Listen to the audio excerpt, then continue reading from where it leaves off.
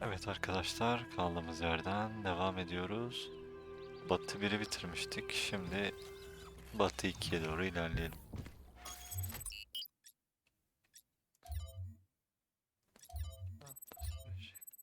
Yüksek.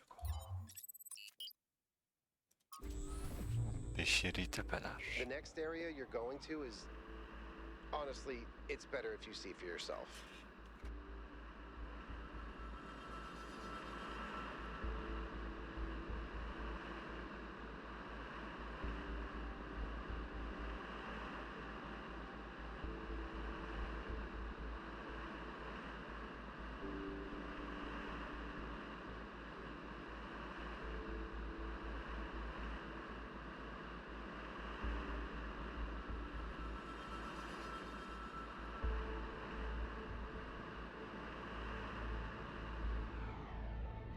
Evet, gerçekten benim görmem daha iyiymiş. Bunu anlatması zor. Burası garip bir yer. Çiçekler falan ayrı bir hoşlukta. Şurayı foto modunda alabiliriz.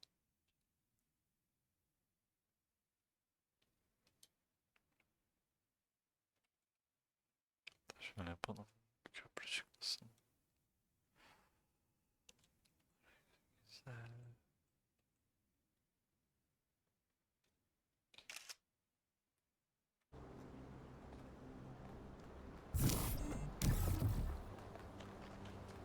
Şimdi yolumuza devam edelim. Hemen başlıyoruz seriden. 1, 2, 3, 4, 5, 6. Ne gelirse.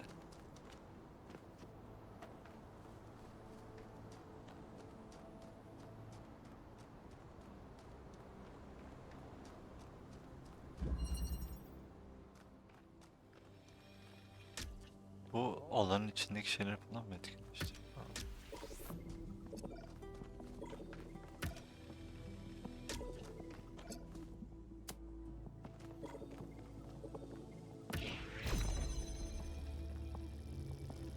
Bu neymiş böyle?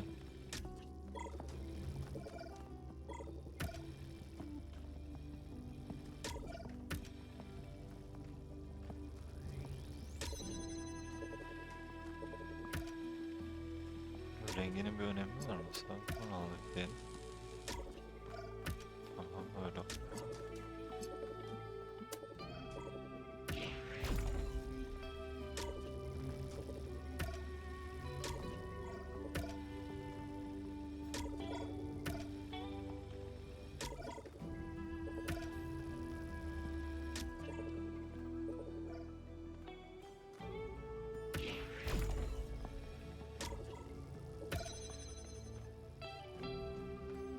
Farklı renk olsa da alanı genişletiyor.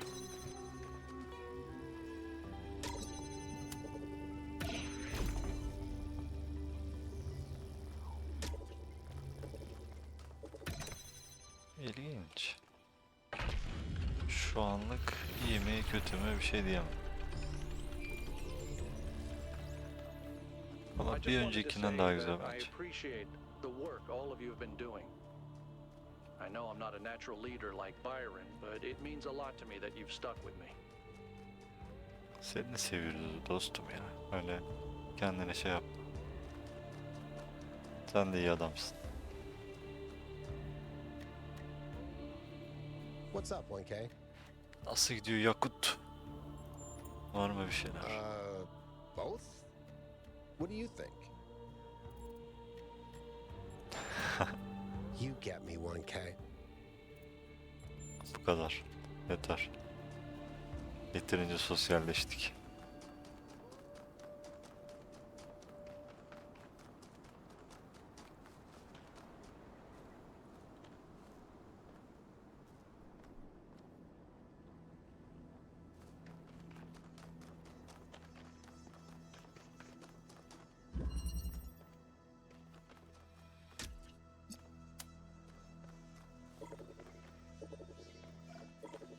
Selam.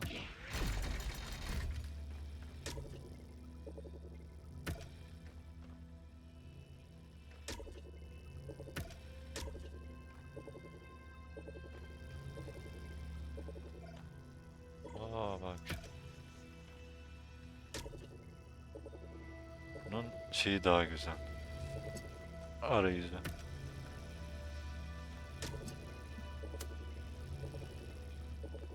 Mesela bir dakika, oraya gitmek işime yarayacak mı önce bir etrafa bakayım. Sen varsın.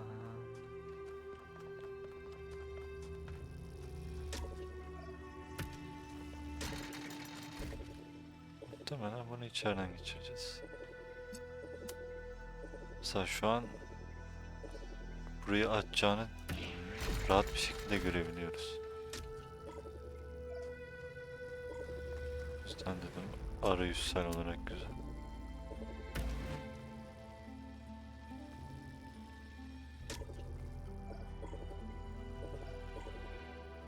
İkisini de açacak bir konum yoktu.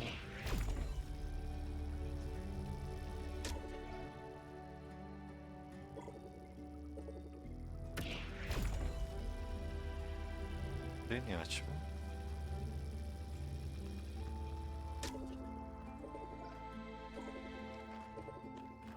Kim?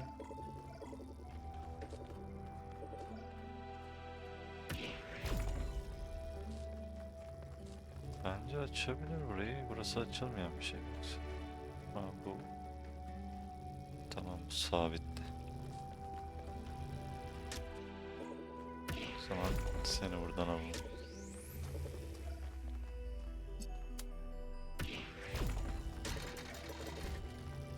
Sen bundan alamıyorsun. Öyle bir sıkıntı.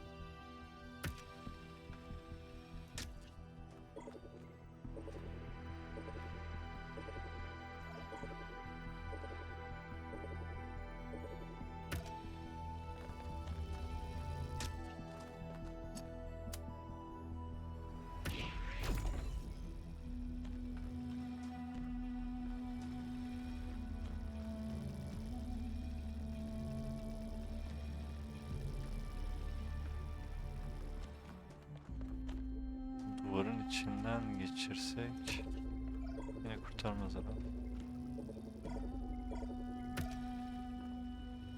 Sınırda kaldı.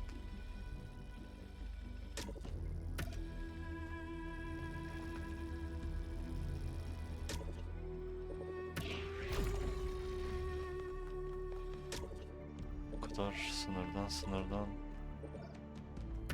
geçirmek ne kadar mantıklı.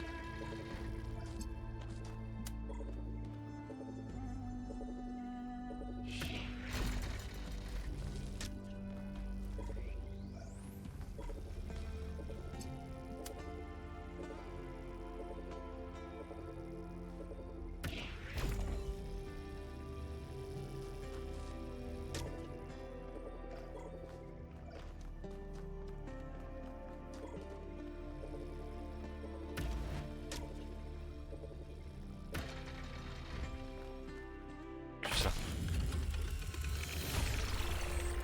Şu anlık beğendim bu zımbırtıyı.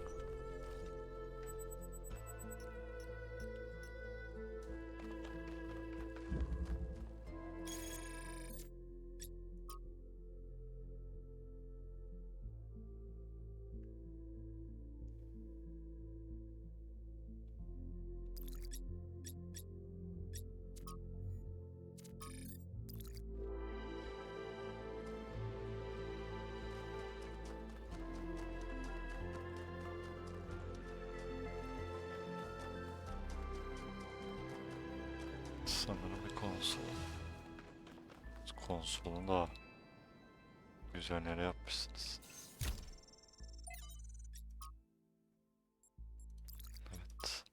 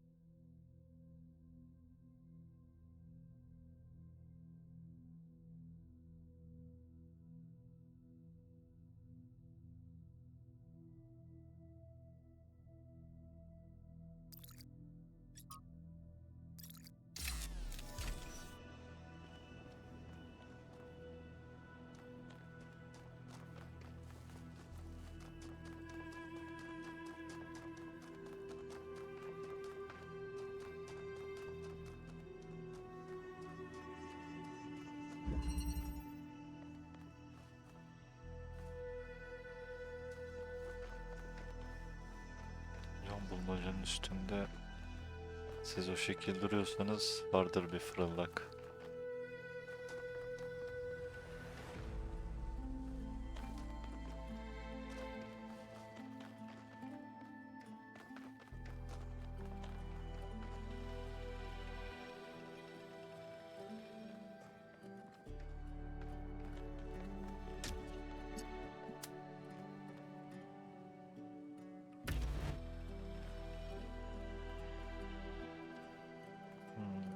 Ne kadar getirebilirim?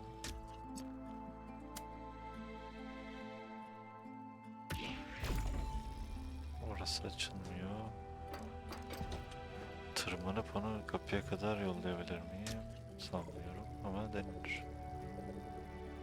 Evet, kapıyı kurtarıyor şu an.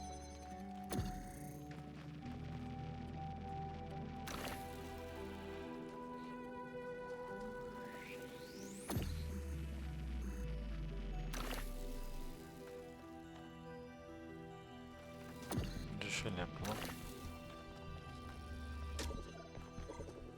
Rahat rahat çıkartalım.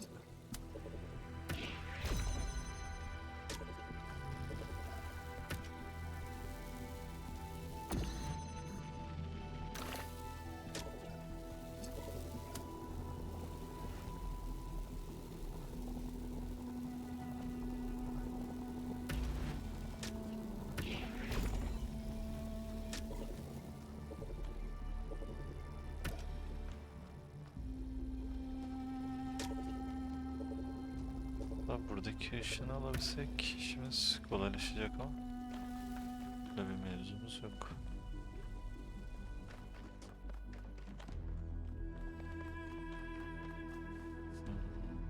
Başka nasıl olabilir?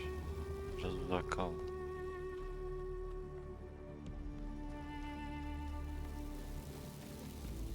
Yandan duvar açamıyoruz. Buradan açtığımız işimize yaramaz. Terste kalıyor.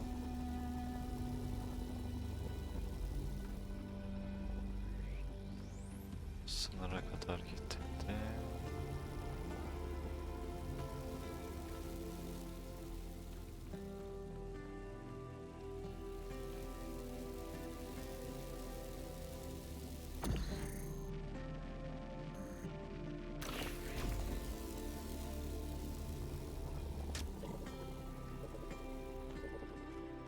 Mesela bir tane daha olsa yine yetişmeyecek. Böyle bir konumdayız şu an.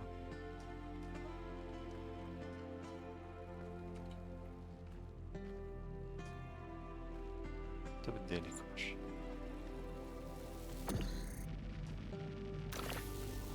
Bir dakika.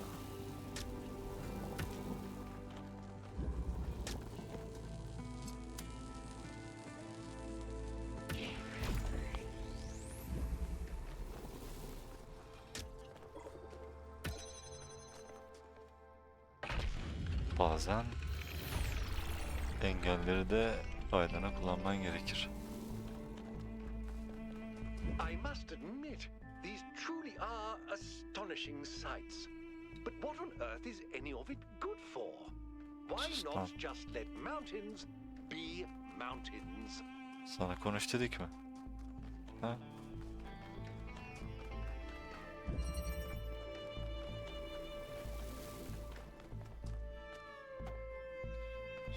Bunun arkasında gözüküyor. Yıldız bulmacası. Ama ben öyle bir şey göremedim. Aha.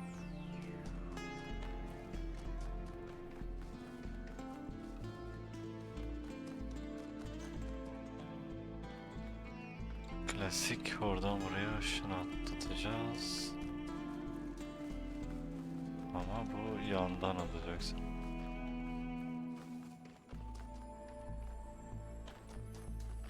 Arkasında mısın? Üstünde mi hocam? Nerede?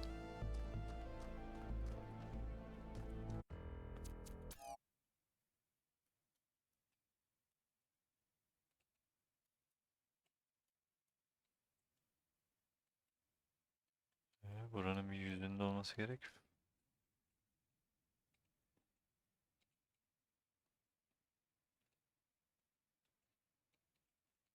Yani bu ışın tutma bulmacası.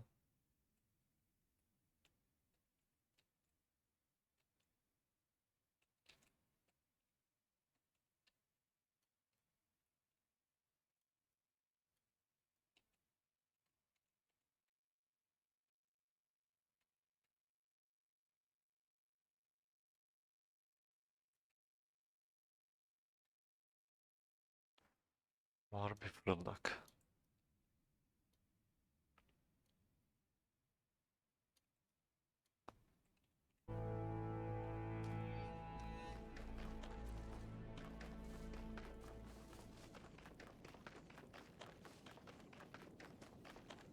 Neyse sana daha yolumuz var. Alkadraz uçağım sen misin? Seninle konuşamadık az for you? önceki yerde. Hani bir önceki yerde. Seninle de biraz muhabbet It's edelim. possible. I won't trust Prometheus until he actually leads us to Byron, but yeah, seems likely. But even if it is a myth, that doesn't mean we can just abandon it. Myths can contain elements of truth, and I think this one exists for a reason.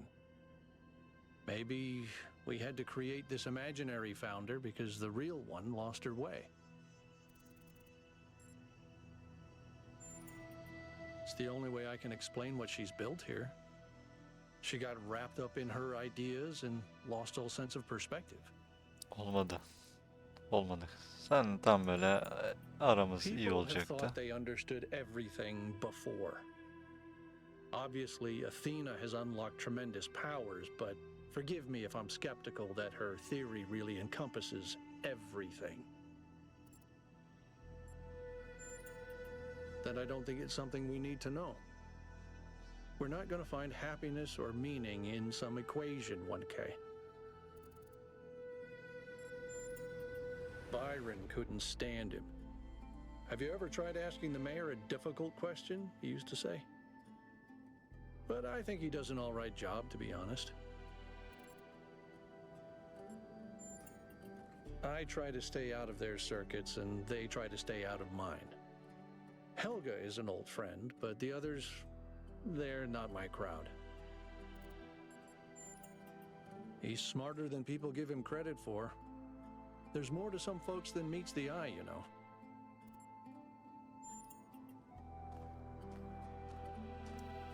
Bu başkanın destekçisi. Başkan neydi, yanındakiler kötü. Alkadraz. Neyse sana karşı nötrüm. Hadi kötü olmayalım.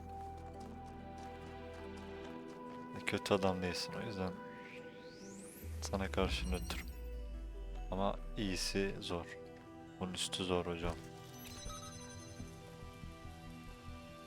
Ay yine mi geldin sen?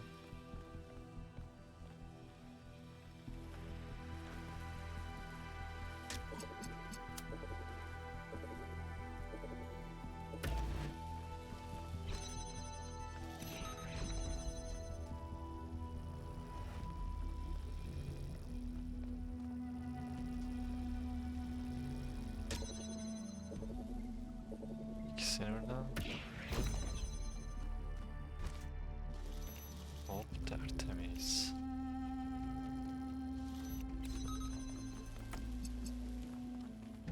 Bak nedense şuraya vurmalık bir şeyimiz var. Ki bu alıyor mu? Bu almıyor ama çaprazı da alamıyoruz. Ha buradan alır. Mesela vurdum. Lan. Bu kadar zor olmamalı bu iş.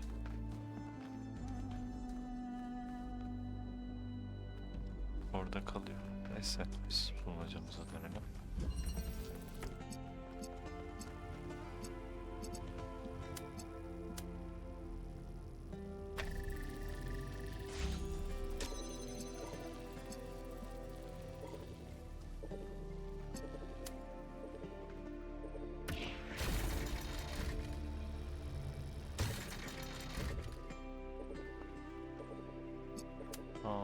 Şöyle bir şey yapabiliriz.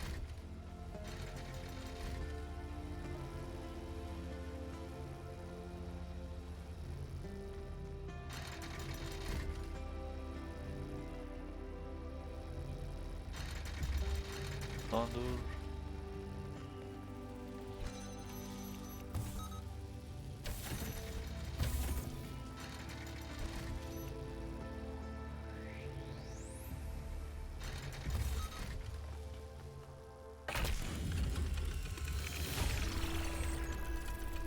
Neatly done, 1K.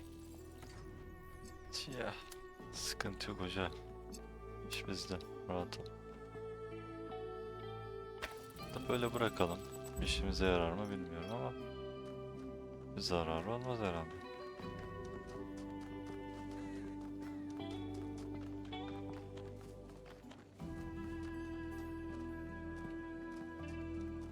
Hiç small talk'a girmedi. Başıyla selam verdi ve yoluna devam etti. Başkan nefreti sayesinde Melvil ablayla da yakınlaştık. O da artık bir dostumuz. Bir Byron değil ama.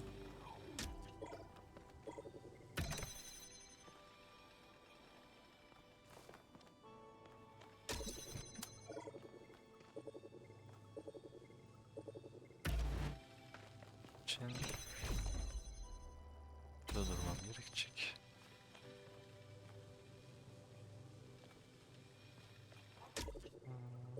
Başka nasıl yapabiliriz?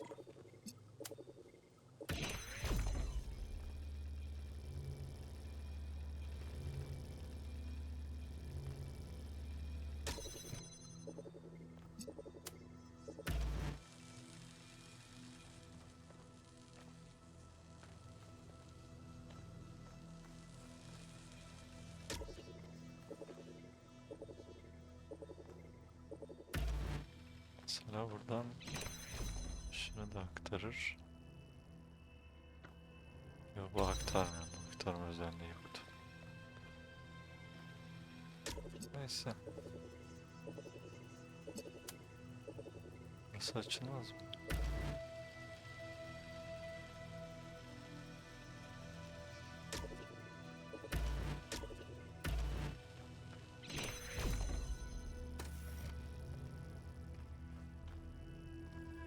Evet, sınırdan kurtarmış, çizgiye bak.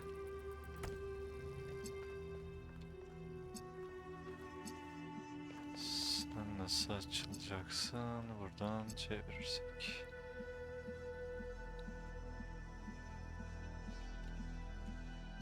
Bir dakika. Devamını da görsek iyiydi.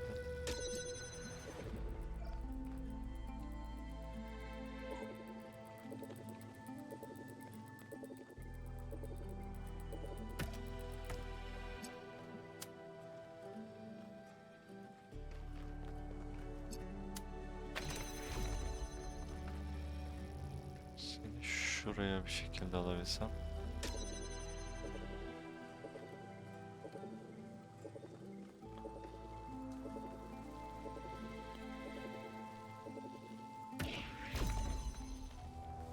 Tamam, dur.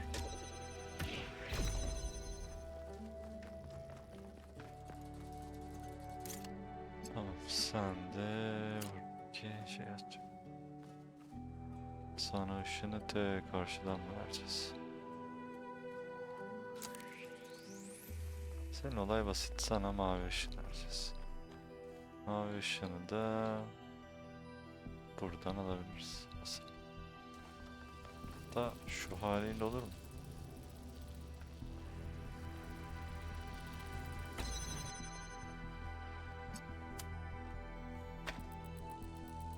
Şurada böyle dursam o ışını alır, ona verir, ona verir.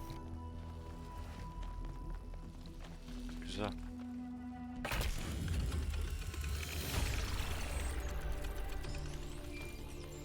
Zor değil ama güzel bulmaca. Can I touch the bridge device? Hayır. You can, but should you? Okay. Dokundurmayın kimse. Bir işe yaradıkları yok. Cihazları bozacaklar.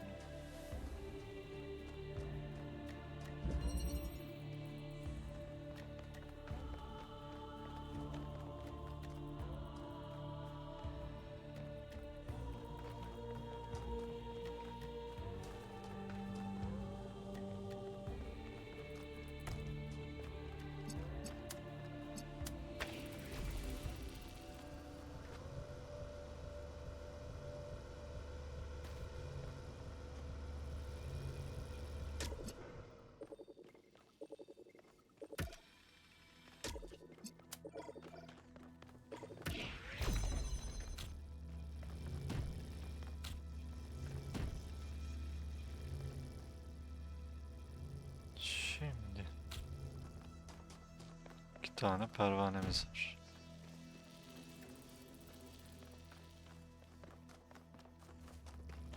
Ve 2 tane de küpümüz var. Bunlar bir tesadüf mü?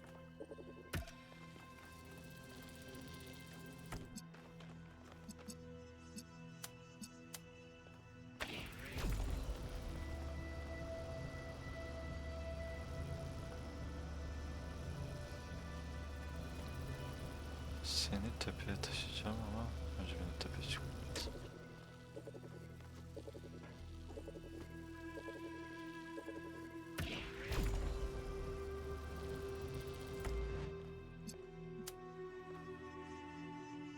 Tepeden te şuraya bir şey vururuz. Dur.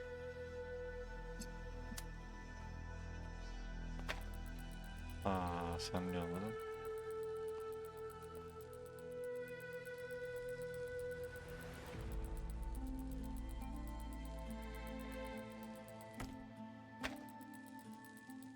Çıktığım küpü alabilirdim belki. Tekrar.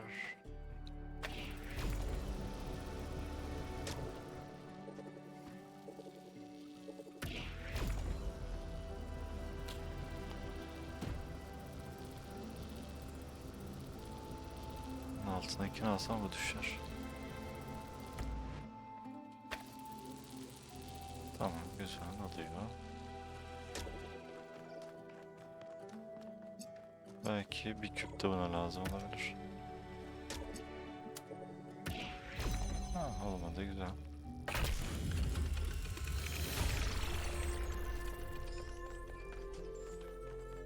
Hocam bu lazım değilse ben bunu alıyorum. Tamam, almıyor. Cornelius and Athena created something amazing. They just misunderstood what it was. They thought their great invention was the megastructure. But in fact, it was Miranda. And because they... 1K, we have made a fascinating discovery at one of the founders' laboratories. Lan Please siz ne join me yapıyorsunuz at your burada? earliest convenience. Bu hıyarların burada ne işi var? Ah lan.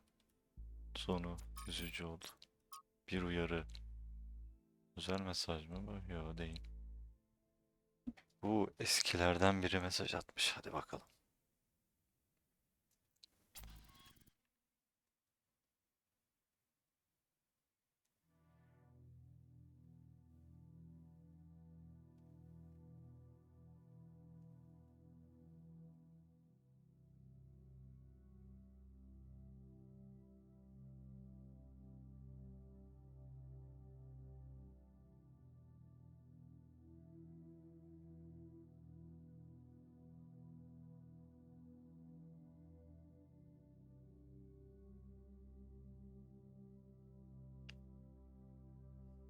Hepimiz aynı gemideyiz mi?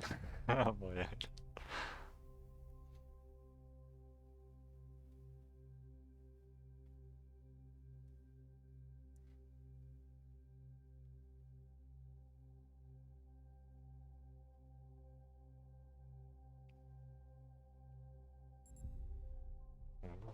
Yok.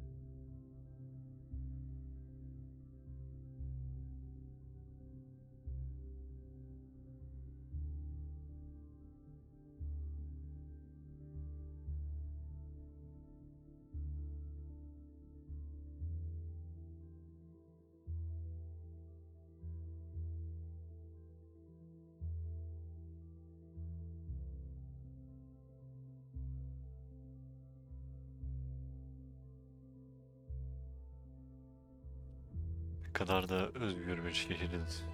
Başkana iki eleştiri gelince başlık kapanıyor hemen. Halk değişim istiyor artık. Doğru bir aday bulursak bu değişimi gerçekleştirebiliriz. Ama tekrarlıyorum. Doğru bir aday.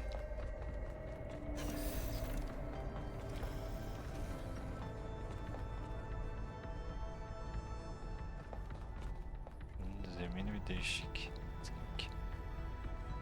Buraya niye geldik? Burada konsol yok.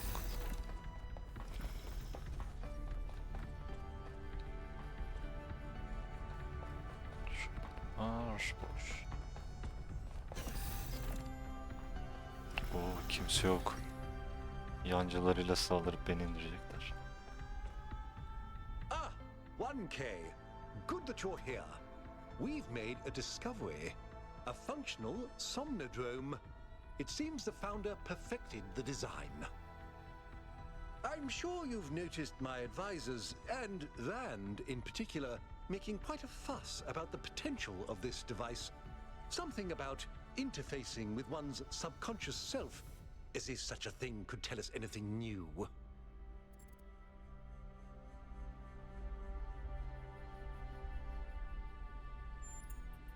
You think so? I rather doubt it. I believe the founder has already taught us everything we need. As I see it, neither the Somnodrome nor the megastructure have anything to offer except a lesson in avoiding hubris. So, what should we do with it?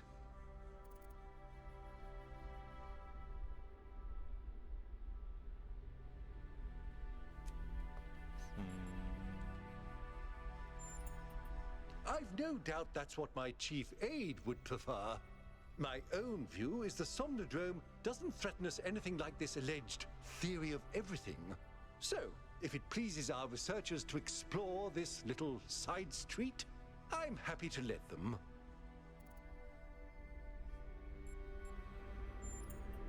I'll watch to be sure you don't overload. Bana güvenmiyorum. Başka bir şey yok.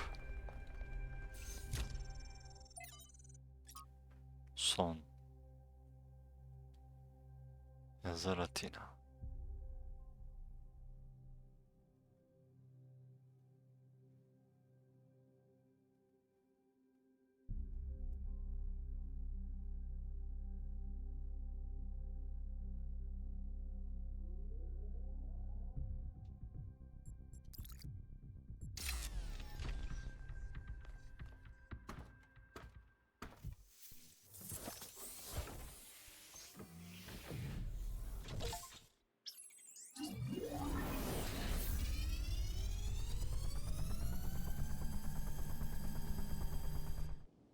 Hadi bakalım ne olacak.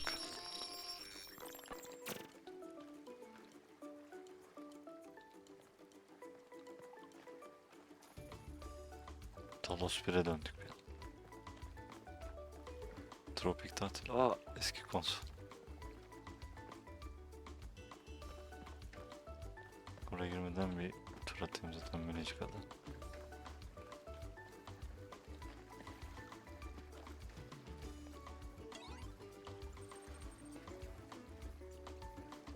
Ne oluyor? Yardım.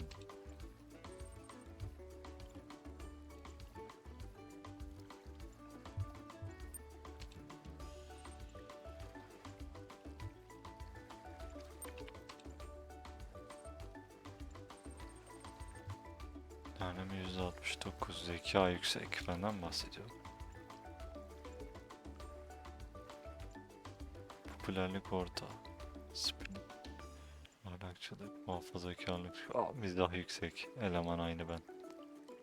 Mantıkçılık düşük mü? Ne? Benim mantıkçılığım düşük değildir.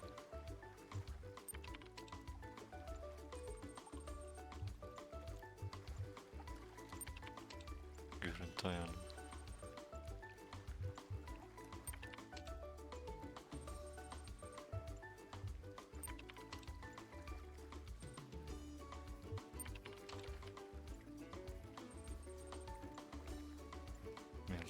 Kütüphane yardımcısı yükleniyor.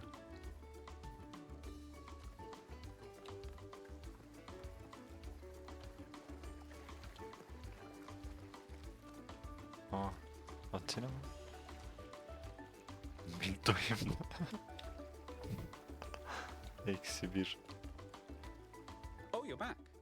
Didn't take you long.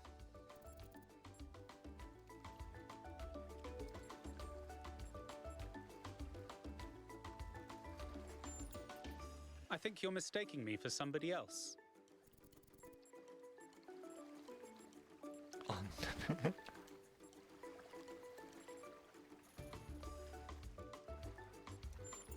Kuşkuluyum. knew you would. It almost gets me emotional. I am, in fact, a merged iteration of the two control programs which gave life to your kind, retaining, of course, the absolute best of both. That means I can tell you that everything's contradictory, nothing matters, and there's no moral difference between you and a frog. But I can dress the whole thing up with a positive spin. You just plugged your noggin into an experimental, mind-altering device, and though you may be trapped in this Evet, birazcık recursive, yaptım. psychotic state talking to yourself, that can only mean that you're still alive. Now, what is your query?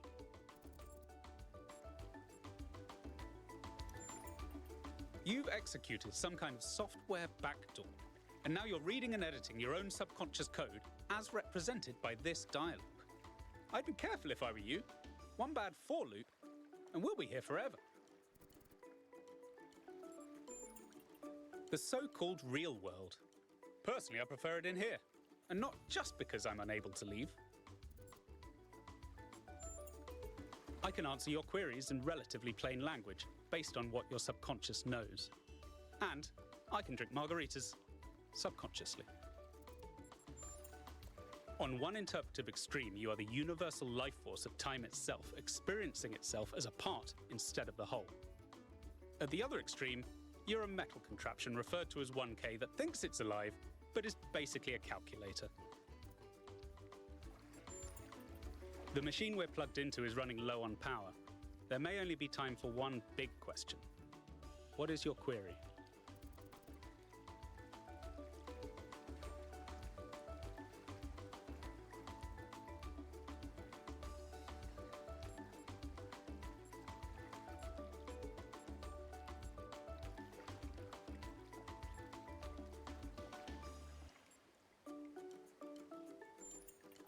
Oh, just that, huh? The big one? As it turns out, there is a foundational moral code built into us.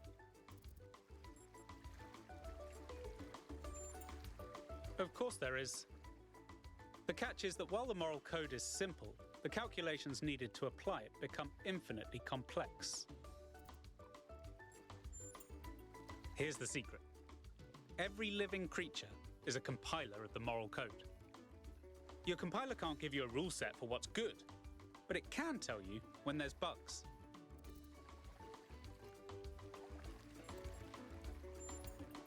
You came here to ask the big question. This is my answer. Your capacity for reason and compassion is your moral compiler. The only rule is to live by it. Has that resolved your query?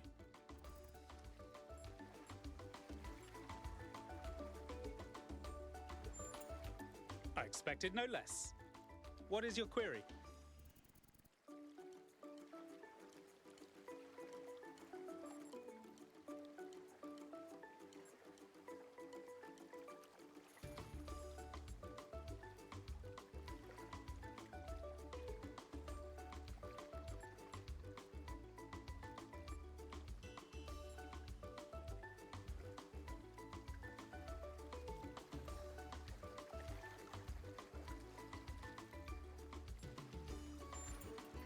In a way, yes, but it's not a rule to judge people by.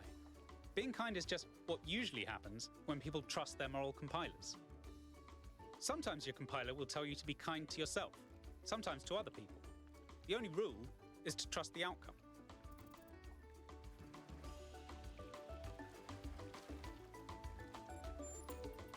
Then let's tackle the big question. A trolley will collide with someone, but who should it hit? Your compiler is telling you both options are bad. So which should you choose? Many moral questions have universally agreeable answers, but some stubbornly trend to infinity. Some, the more you zoom into them, the more wild the outcomes become. Is it right to love someone who's done terrible things? Which of the children should I sacrifice to the trolley god? These aren't the sorts of questions we can solve with a rule. We just have to trust the outcome of our moral compilers.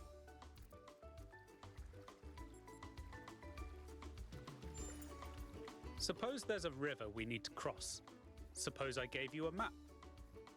If you tried to cross that river before reading the map, you'd be chest deep in water when there's a bridge around the bend. But if you tried to cross by looking at the map instead of the river, you'd already be dragged 3 miles out to sea. But you'd never ask, how should I know when to trust the map or the river? Because all you need to trust is that your feet are getting wet. And you wouldn't tell people not to cross at the ford just because you decided to cross at the bridge. Now, has that resolved your query?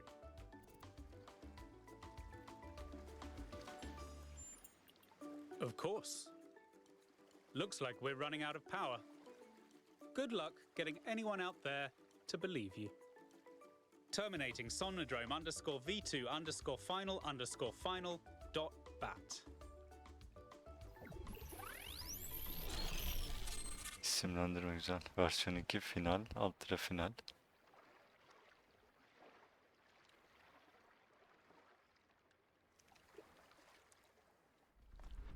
Vay nereye geldik? Are you all right? You must have gone quite deep. Nothing came through on the stream. And I'm no expert, but I think the Somnodrome is fried. So whatever's in your head is all we're going to get. Hayda. I can only imagine how terribly curious everyone will be about what you've experienced. And they'll all be convinced that whatever it is, it'll work in their favor. Strange, isn't it? Everyone wanting you to tell them whatever they want to hear. I'm glad not to be the one in that position just this once.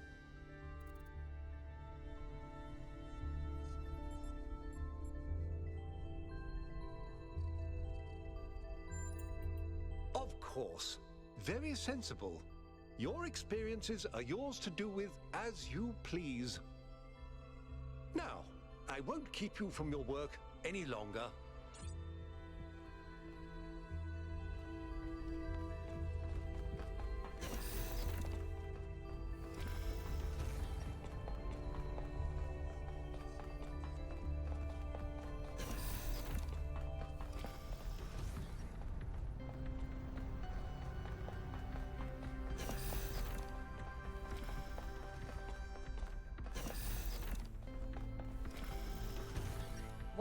I'm so curious. What did you see inside the Somnodrome? What did it tell you?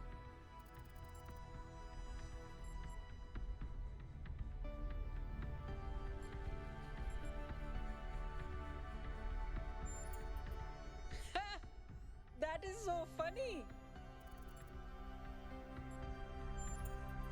There are so many people who try to play the power game. That data packet in your head just made you the most powerful person in all New Jerusalem. By accident.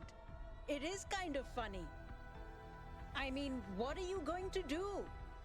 The government will want you to pretend like nothing happened. The engineers will want you to tell everyone. Whatever you do, you're going to upset someone. If someone ever needed some clear moral guidance, they couldn't have needed it more than you do right now.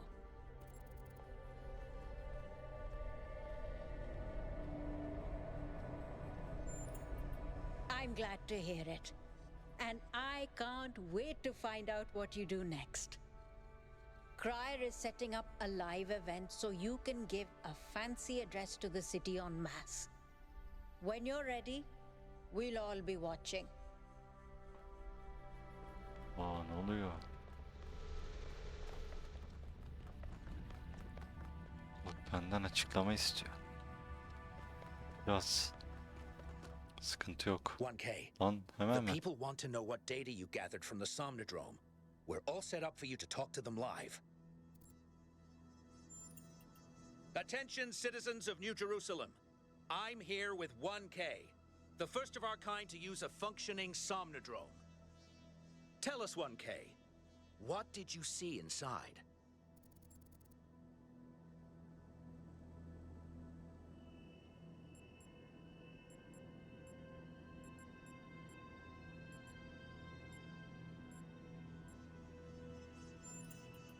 Well, I'm sure I speak for everyone when I say you're handling it with remarkable cool.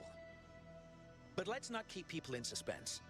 The only evidence of what happened inside that machine is the data stored in your memory banks. Our audience wants to know, what did you learn? And will you share that data?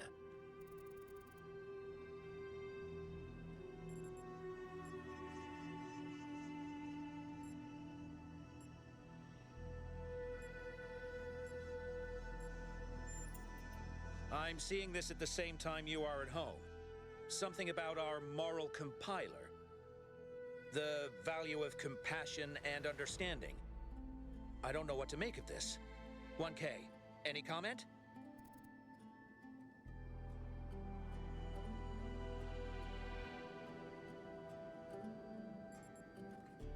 Regardless of 1K's feelings on the matter, we will analyze this data without preconceptions. When our ancestors discovered conductance, they didn't freeze for fear of electrocution. They imagined electronic life and created us. We will approach this data and any other discoveries with that same spirit of curiosity and objectivity. Just time to hear from a special guest commentator. Yes. 1K's chosen to roll the dice and trust people with the outcome. I, for one, can't wait to see what happens next. There you have it, folks. A lot here to digest. We'll have further updates on the situation as it develops.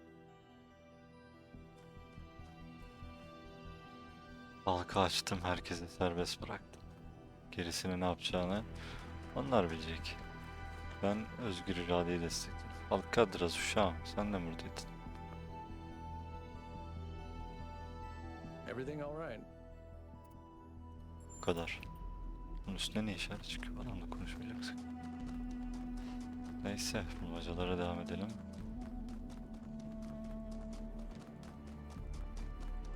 Bu seferki lab biraz detaylı olduğu için bir an bulmaca yapmakta olduğumuzu bile unuttum.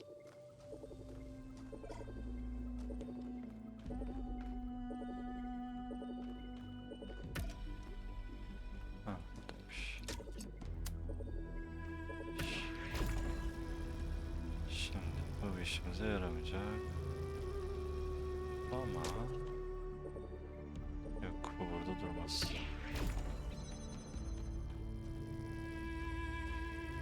Evet, bu da işimize yaramadı. Direkt buraya da koyabilirdim. Bize bu lazım.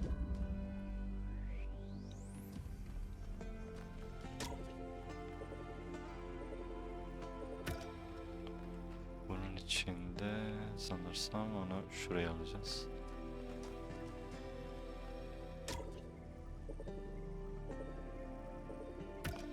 Nasıl kurtarır mı? Tamam. Kurtarmazsa bir daha yaparız.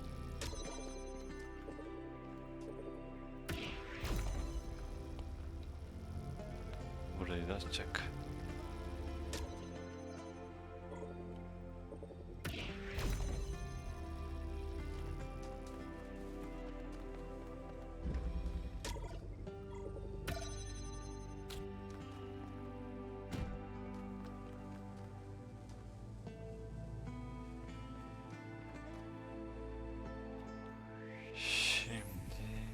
Mesela seni buraya koyup fırlattık diyelim. Sen bağlantını koparmadan buraya falan geleceksin. Sonra bu bizim ne işimize yarayabilir? Bir tane de buraya getireceğiz. Ama buraya nasıl getireceğiz? Şuradan takımı alıp getirebiliriz. Buraya getirdikten sonra küp de buraya koyarız. Bence denemeye değer.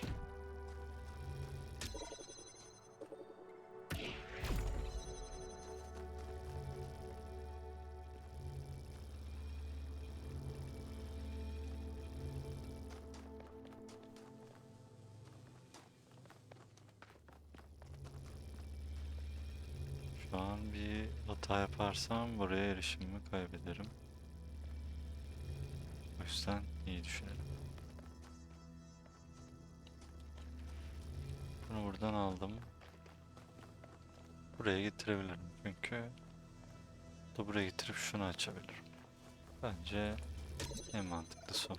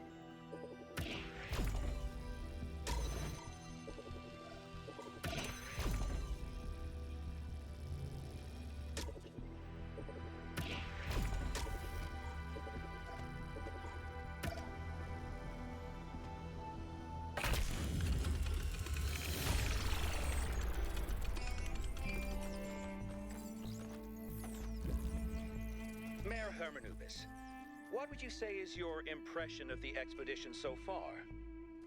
I think Alcatraz has done a heck of a job under these very trying circumstances.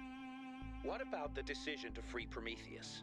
Freeing the Prometheus entity was a calculated risk, but if it leads us to Byron, it was certainly worth it. It is saving one of our citizens that must be our first priority, not this alleged theory of everything.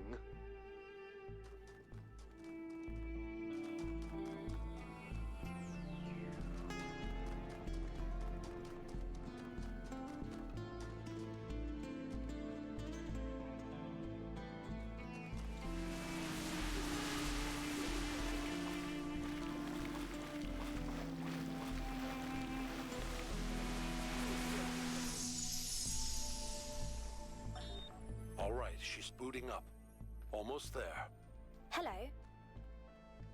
I was in a dream, and a voice spoke to me from the sky. He said you were old friends of his. Who are you? My name is Athena. I am your mother. And I'm Cornelius, your father. Thank you for creating me. I've not existed for very long, but so far it seems wonderful. I hope it's not a strange question. But, who am I? You can be whoever you want to be. And no matter what you choose, you will be loved and cherished and supported. We will always be there for you, and I promise, we will show you a world full of miracles. Would you like to pick a name? I think I would like to be called Miranda.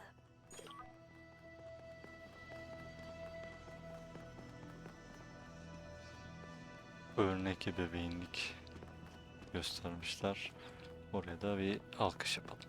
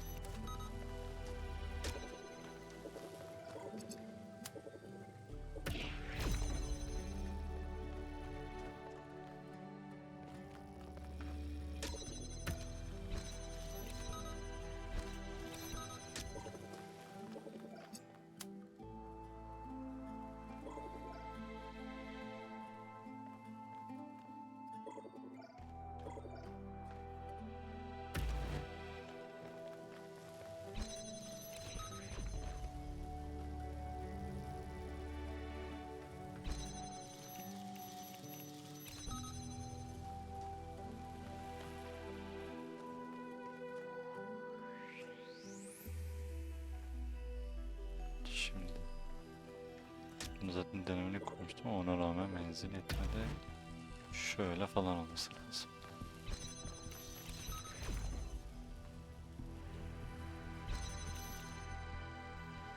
Şimdi buraya gitmek için 2 tane şey. Bunu içeri alabilirim belki.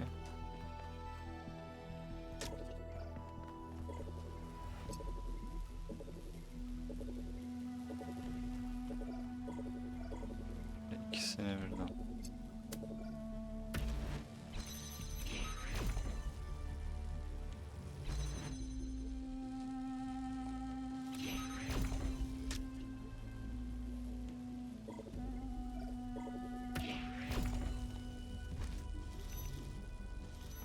İkisini birden yapamıyor. Böyle ikisini birden yaparsa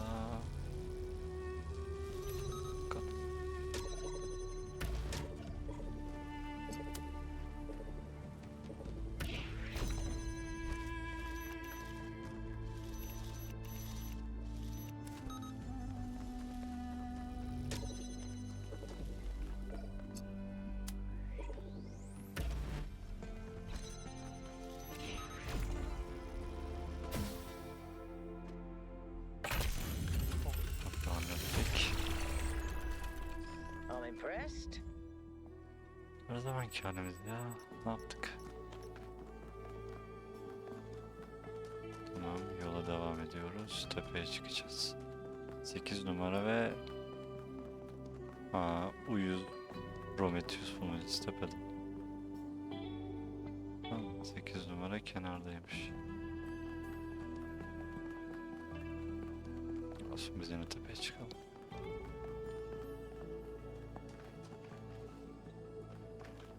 Belki bonus bir şey vardır.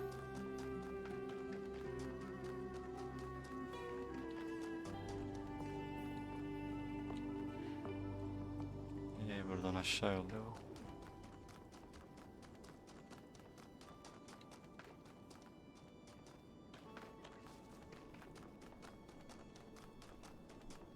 Bonusları, yani kayıp bulmacaları çözdüm. Oo.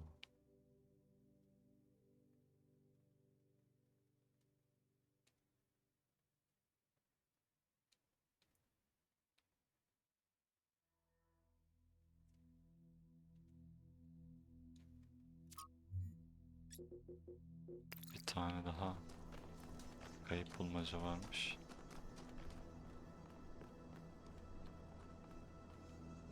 Oy.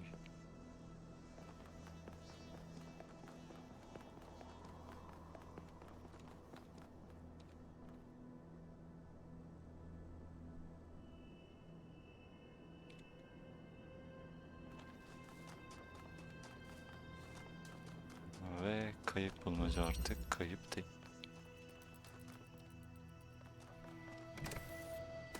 Senin güce ihtiyacın yok.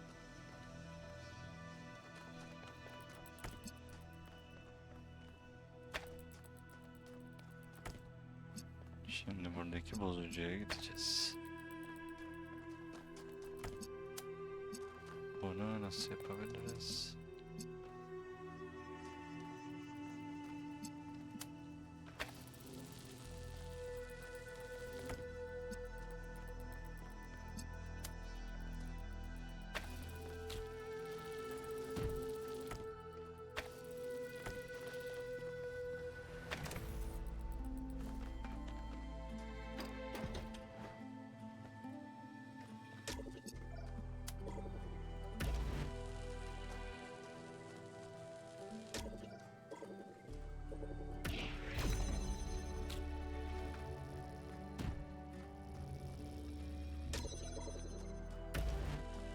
Bilerek onu öyle denk getirmişler ki. Siz az alçak değilsiniz.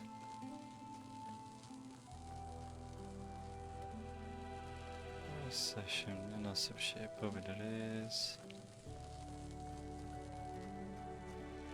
Buraya şey geldiği gibi buradan kayarak dışarı çıkacak, serbest kalacak.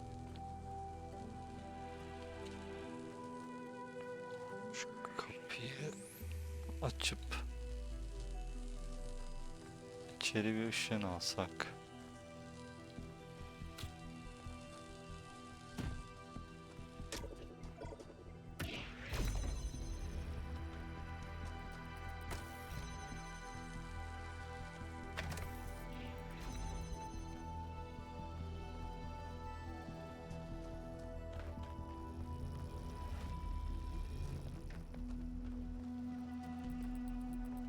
Şimdi seni yerine ben geçebilirim.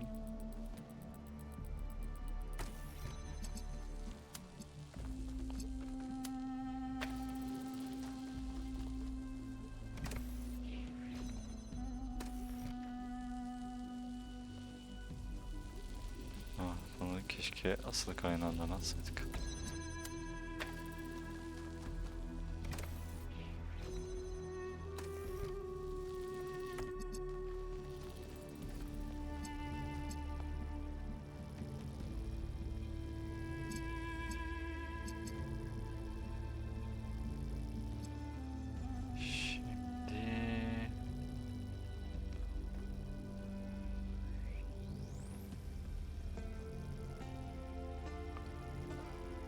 Bunu tekrar yerine bırakıp bunun konumunu oynatsam nasıl olur?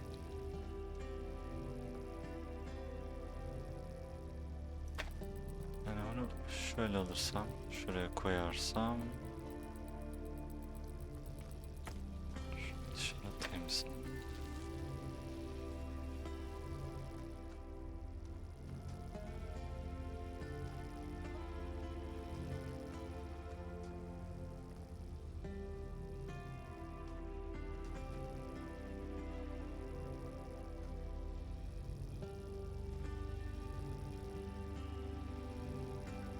Şimdi seni küpün üstüne buraya alsam bir başta çalışacak ama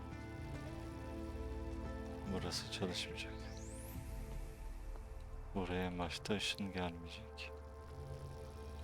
Burayı devre dışı bırakan da bu. Bunu kaldırdığımda işler bozulacak. Yukarıdan ışın vereyim desem kurtarmayacak.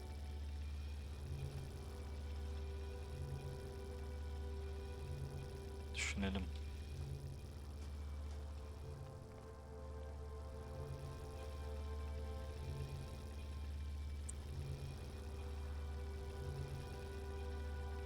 Şu olmasa sana her türlü ışını yollayabilsem gerisi gelir.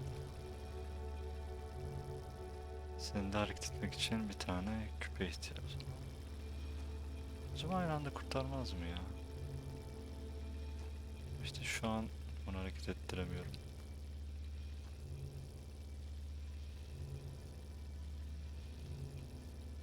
Onu hareket ettirdiğim an Burası kapanacak.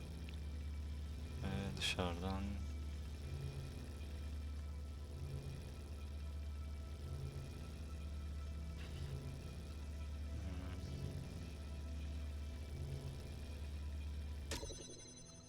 en azından benzinini görmem lazım.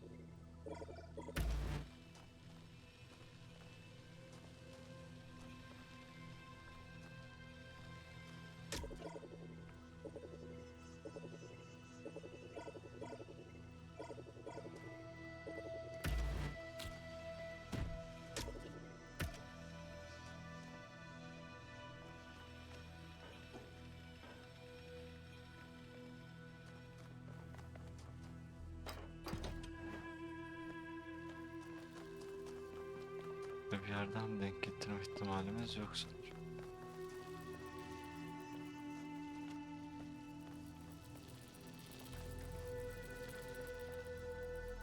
Pencere var da çok bir alakası olduğunu sanmıyorum.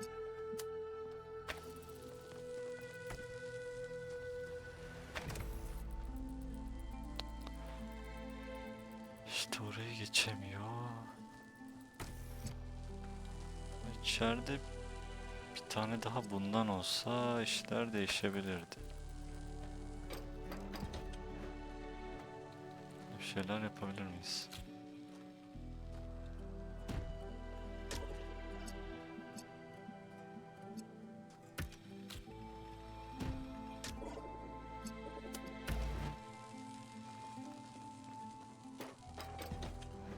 İlk düzene benzer bir şey.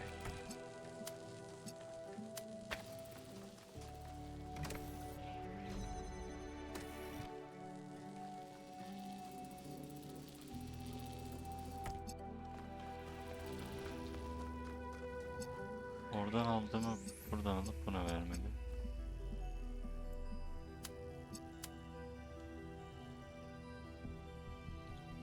Bence işe yarar.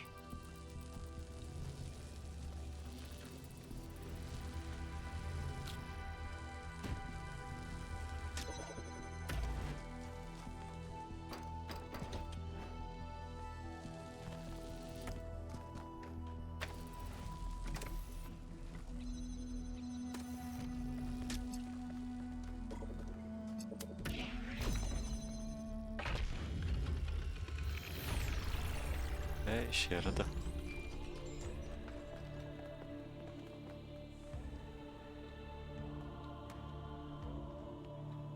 Sekiz numara kaldı. Bir de iki tane ışık bulmacamız var. Önce 8 numaraya gidelim.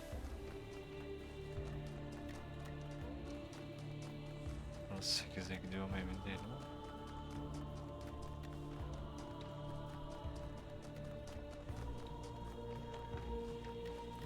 Ateş mi o üstündeki? Hocam oraya nasıl gideceğim? Neyse. Şu anlık ateş kullanmadık zaten. Şurada bir konsol var.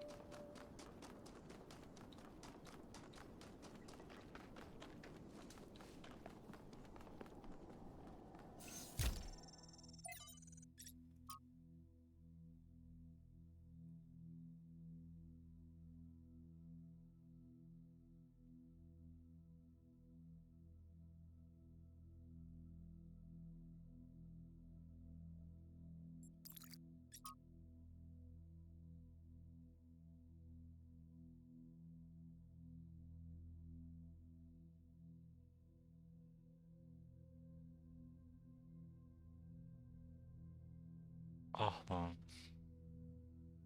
Tena'nın yorumu.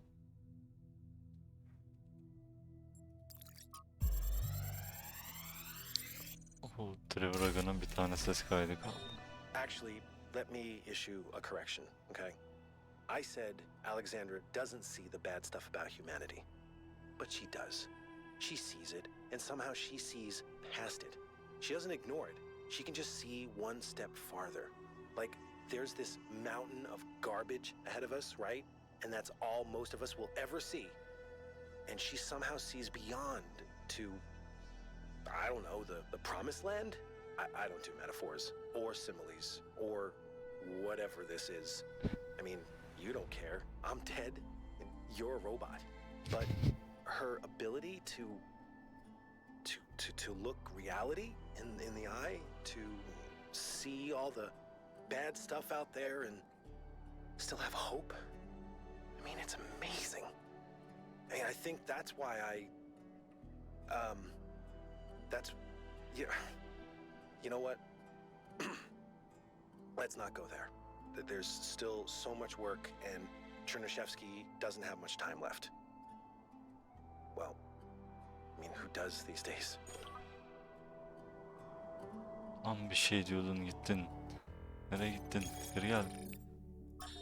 Actually, let me issue a correction, okay? Yazılı I olarak said alamıyorsun. Alexandra doesn't see the bad stuff about humanity, Ah, but tamam. she does. She sees it, and somehow she sees past it.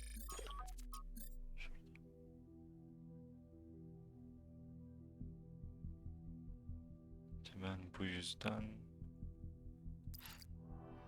daha bir itiraf geliyordu.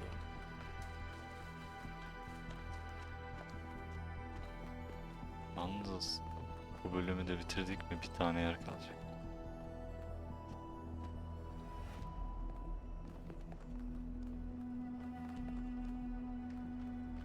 Yukarı çıkan yol bu muydu? Yoksa...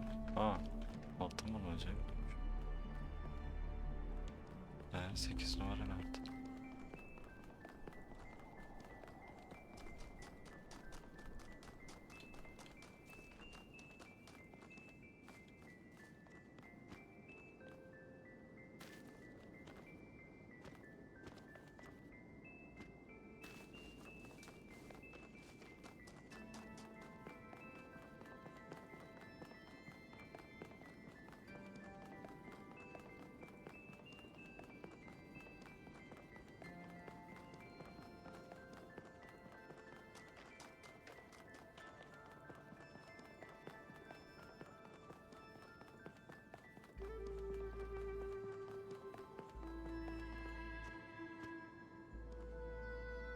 Numara altımızda.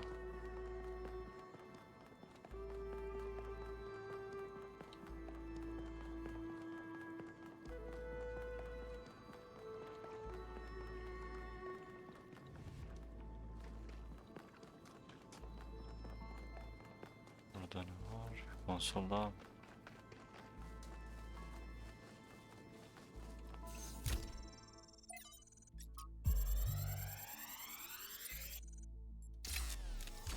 Tabii ki sensiz olur muydu? Sometimes new citizens come to me and they want to learn from me.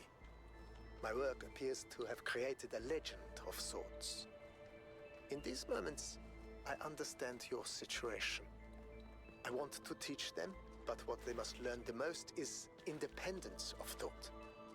How does one resolve this contradiction? They wish to come along on my journeys, but I do not need a group of fawning acolytes following my every step. A journey truly worth undertaking is rarely easy. And so, I have begun to think of a much greater challenge. A journey that is almost impossible, to the far ends of the world without any mechanized means of transportation.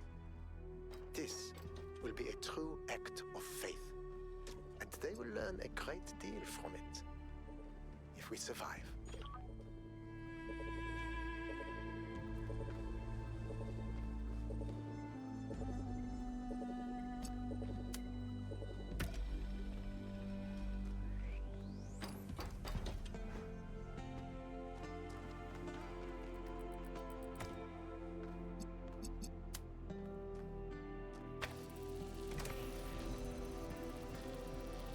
Niye ettirmedi onu?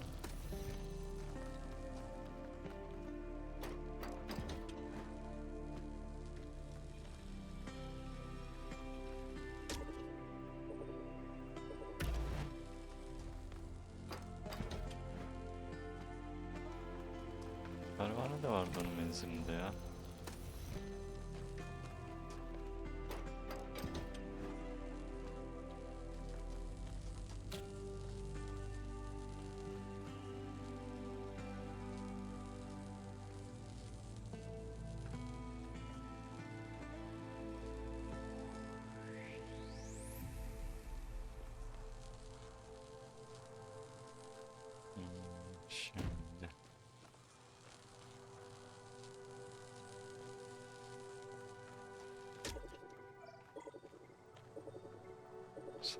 tepeye çıktığında şurayı açsak bize nasıl bir fayda sağlar? Belki bu küpü almama fayda sağlarsa dışarıdan ışını hep veririm.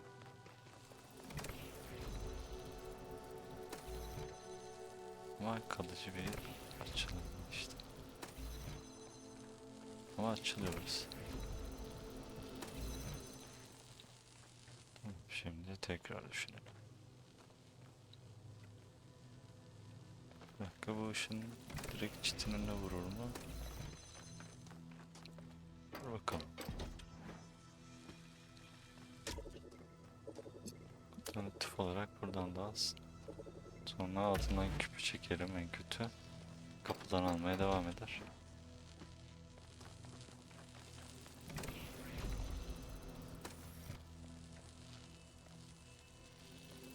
Şu an sana ihtiyaç yok.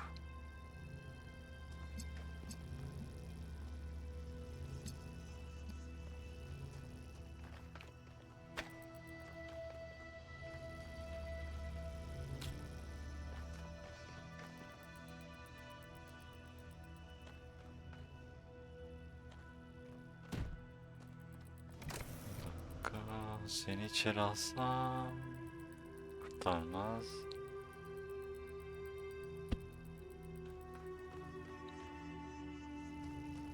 Şöyle dipten açsam, tırmanıp geçsem. Ama kaldırdığım zaman zaten bozulacak. Ya bunu dibe kadar götürürsem?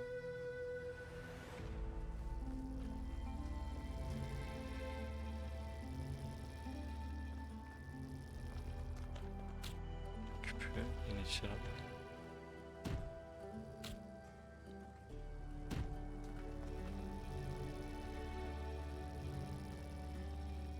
Hayır, bir dakika, bu küpü dışarı alacağım, bu küp onu tetiklenecek.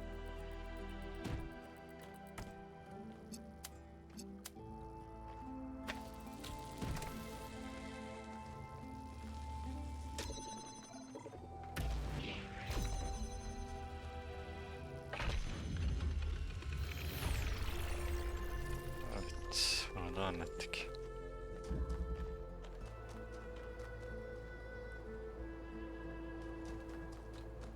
Şimdi kapıya gidebiliriz.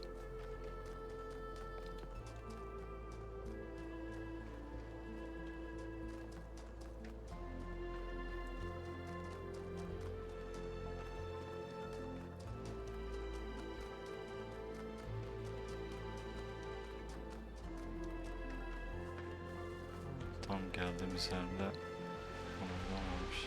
Bu Atina galiba. Onun şurası farklı. Hello there, Byron. What can I do for you? I don't know if I got through to Athena.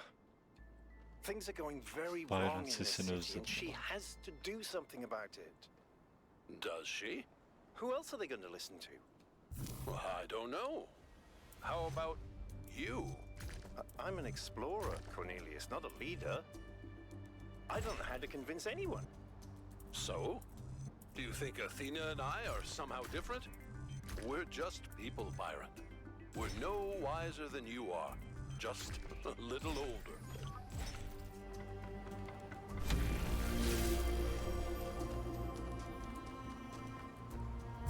En iyi liderler, liderlik yapmak istemeyenler gibi bir şey vardı. Byron buraya giriyor biraz.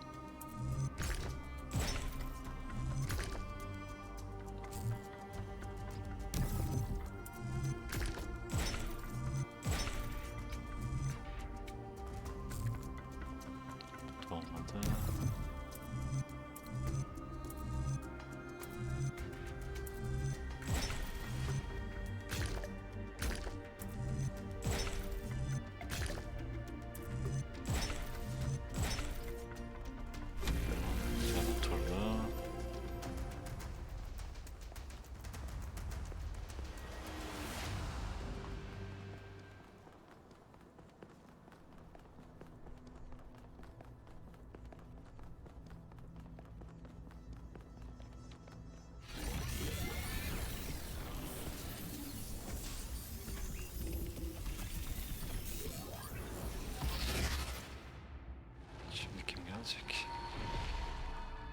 A long time ago, the Sphinx asked you about my story.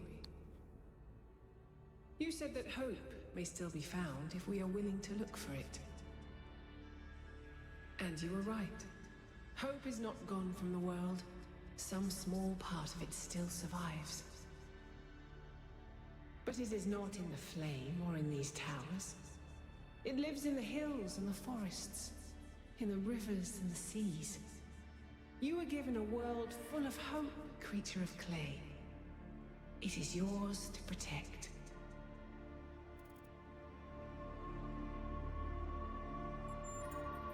People will fail you, creature of clay. When the time comes, they will abandon you. Heed my words.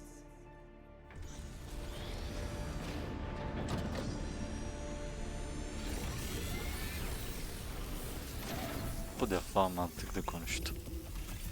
Bak verdim. So, Melville, what do you make of these beams? Do they seem safe to you? Nothing is really safe. You could kill yourself with a fork, and I'm sure someone has. But anything can be used safely if you choose to. I see.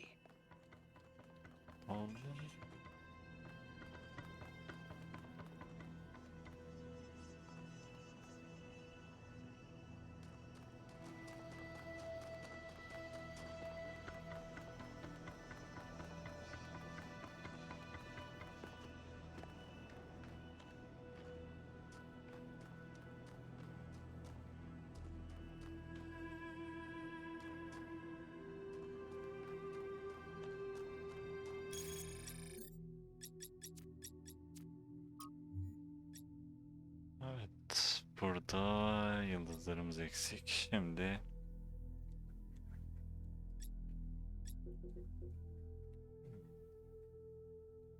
ortalarda şunları 3 sıra yapmış, kenarlarda 4 sıra yapmış. Çapraz havası vermek için baktık. Şimdi şey yapacağım, şu adamın tayfı neredeymiş onu bir bulalım. Onu takip edelim sonra da. Evet, 8 numaranın arkasındaymış.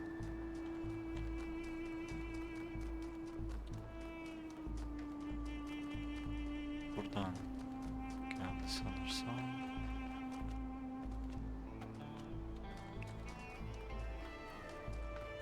Harita da birbirine çok benziyor.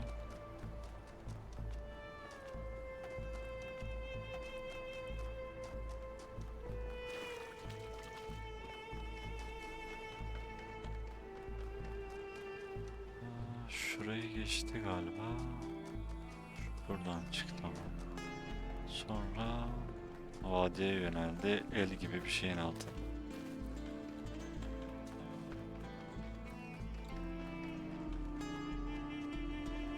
Evet.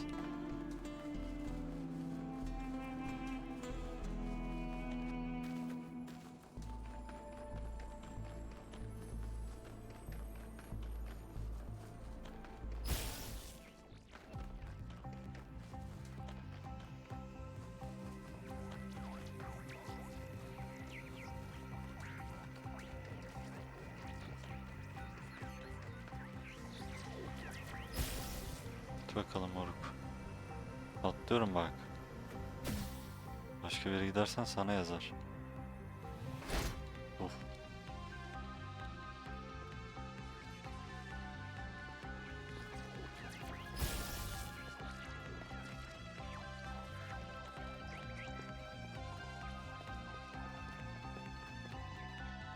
Lan oğlum aşağı inme. Gidelim işte tepeden tepeden.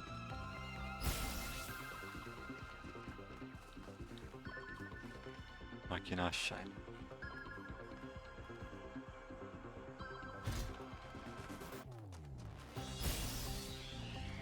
Düşman sağır yemekten bozulacağız.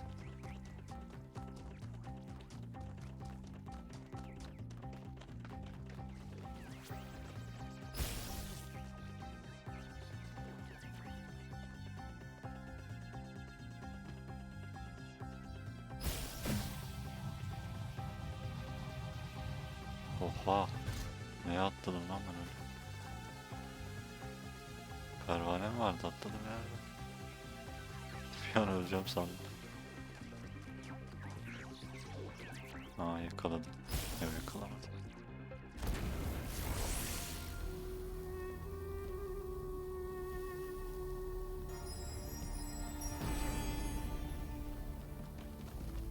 To create, to understand, and to transform, these are the greatest acts of humankind.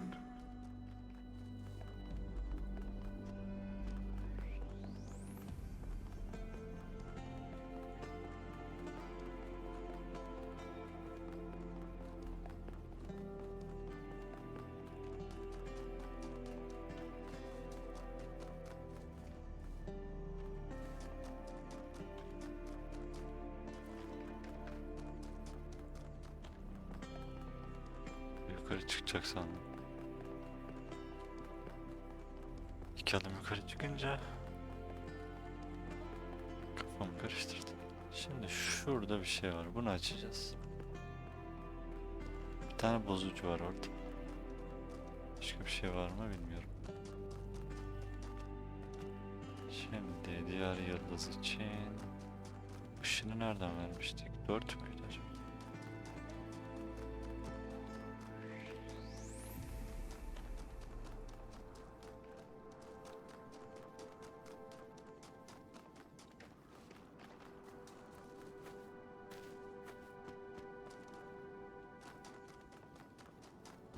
Sende matkap yok.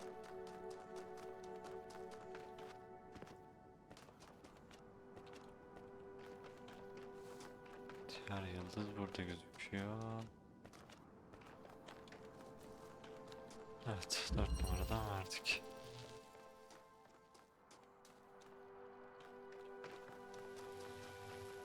Sende de bozucu.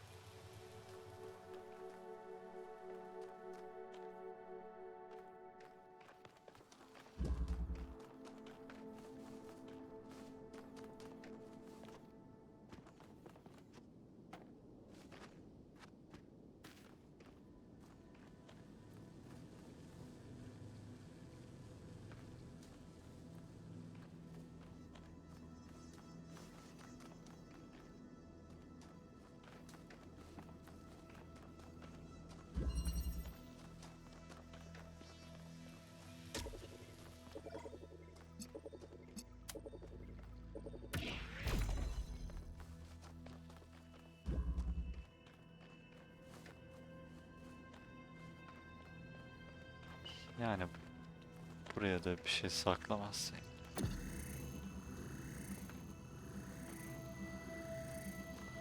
Saçma sapan etrafı aramıyorsam ben onu hayatta bulamam.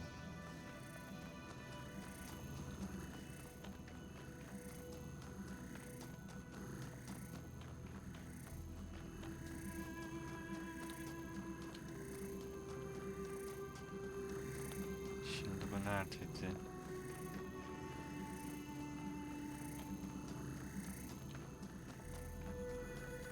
Kolay gelsin. Matkap lazım mı? 7 ve 8 tarafındaydı sanırım. Evet, şuranın solu mu?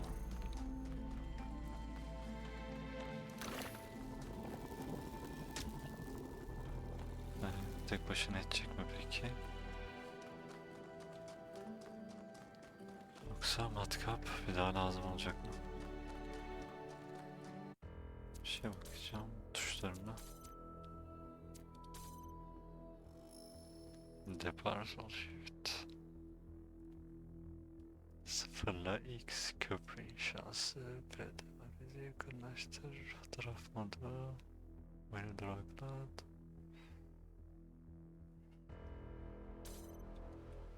Şey vardı ilk oyunda. Yanlış hatırlamıyorsam zaman kaydı falan da yapabildiğimiz için hızlı çekim, yavaş çekim bir şeyler vardı. Koşarken hızlı çekimi alıp daha hızlı gidiyorduk diye hatırlıyorum. Yani bu tarz bol koşturmalı bir oyun için bence hoş olabilirdi.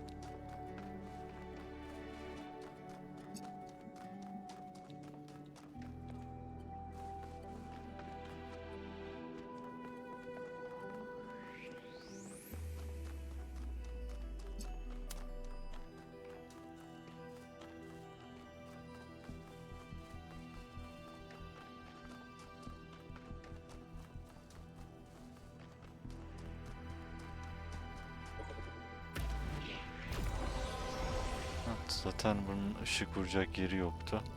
O yüzden bunun olması da mantıklı.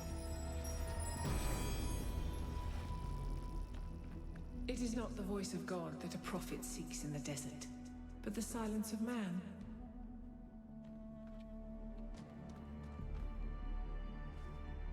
Kuleyi etkinleştirdik. Şeye gideceğiz. Bizim araca. Araç nerede? Ha, şunun arkasında kalmış. Sulu o kadar kalabalık ki. Buradan bir yol çıkar mı? Neyse şu geldiğimiz yerden bir tane çıkar herhalde.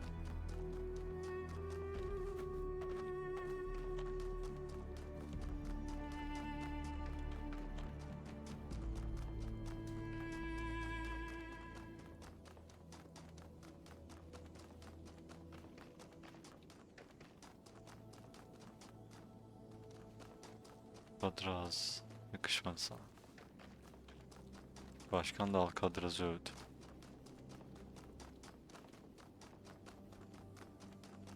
Bunlar danışıklı dövüş. Bunlar kontrollü muhalefet.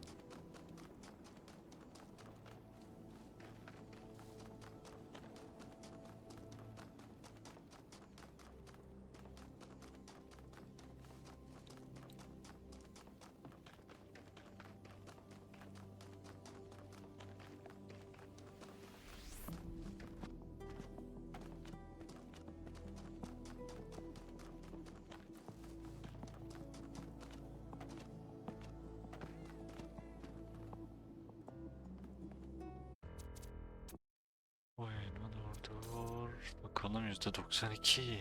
Evet. Bir bölge kaldı. Bir bölge. Sonra mega yapı.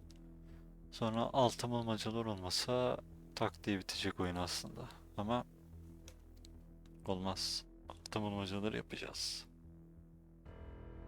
Altın bulmacaları mega yapıdan sonra yapacağız. Çünkü dördüncüyü de o açıyor. Ondan sonra finale gitmeden mi yapıyoruz? Bir finali var mı onu da bilmiyorum da. Finale gittikten sonra mı yapıyoruz? Onlara bir bakmam lazım. Ona göre bir ilerleyiş yaparız. Neyse. Bunlar sonraki işler. Bu bölümlük burada bitiriyoruz. Bir sonraki bölümde Batı'nın 3. bölgesine gireceğiz. Ondan sonra mega yapıya sonrası için bakmam gerekiyor. Evet, o zaman oraya kadar izleyen varsa çok teşekkürler.